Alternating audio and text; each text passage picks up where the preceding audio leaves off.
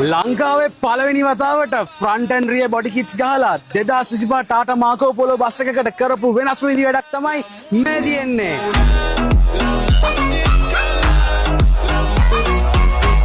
Modified bus කලාවේ හැමෝම නම කිව්ව ගමන් දන්න සන්නාමයක් තමයි මැනික් කැටේ කියන්නේ. ඉතින් මැනික් කැටේ රොයල් එඩිෂන් කියලා එයාලගේ ෆ්ලීට් එකට අලුතෙන්ම එකතු වෙච්ච ටාටා මාකෝ පොලෝ බස් එක තමයි මේ ඉතින් මගේ පිටිපස්සේ තියෙන්නේ. ඉතින් ඒ කස්ටමර් අපිට මේ බස් එක ගෙනත් දාලා කිව්වේ එයාලා ගාව පොඩි අයිඩියා එකක් තිබ්බා. මම ඒ පික්චර් එක පෙන්නන්නම් මේ විදිහට.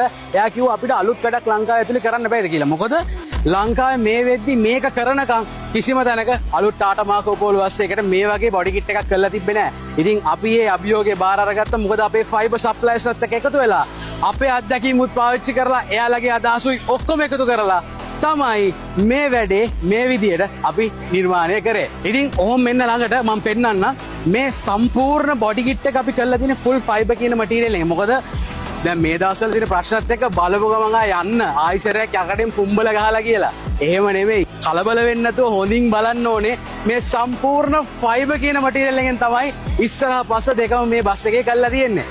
මොකද ෆයිබර් බොඩි කිට් එකක් කියන්නේ සාමාන්‍යයෙන් ජපනීස් යුරෝපියන් ඕනම වාහනයකට කරන මොඩිෆිකේෂන් එකක්. ඉතින් ඇයි බස් වලටත් අපිට මේ වගේ දෙයක් කරන්න බැරි? ඉතින් ඔහොම බඳේ ඩිසයින් එක ගත්තොත් මේ කස්ටමර් අපිට කිව්වා රූප දාලා අනම්මනම් දේවල් කරන්න එපා කියලා. ඒ දෙයට අපිත් එක හෙලා කැමති වුණා. මොකද අපි රූප දාලා අනම්මනම් ඩිසයින්ස් දැම්මොත් ඒක කාලයක් ඇද්දි ඒක නිකන් අවුට්ඩේට් වෙනවා. හැබැයි මේකට තනිකර අපි ස්ට්‍රයිප්ස් මේ ලයින් ඩිසයින්ස් ගහලා තමයි මේ විදියට මේ ආර්ට්වර්ක් එක කරේ. මොකද මේ බස් එක අවුරුදු 10ක් ගියත් මේ ඩිසයින් එක පරණ වෙන්නේ නැහැ. ඉතින් ඔහොම වෙන්න අනිත් දේ බලන්න ෂයින් එක කොහමද කියලා.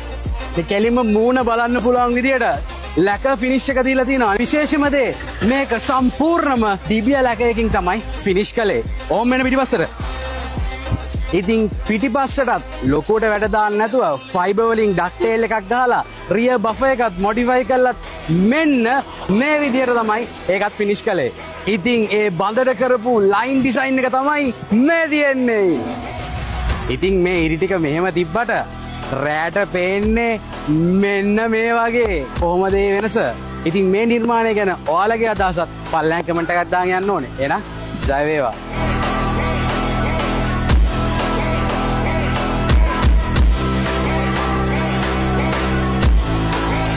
මතක හිටින්න බ්‍රෑන්ඩ් කරන්න අනුර ඇඩ්වර්ටයිසිං ප්‍රයිවට් ලිමිටඩ්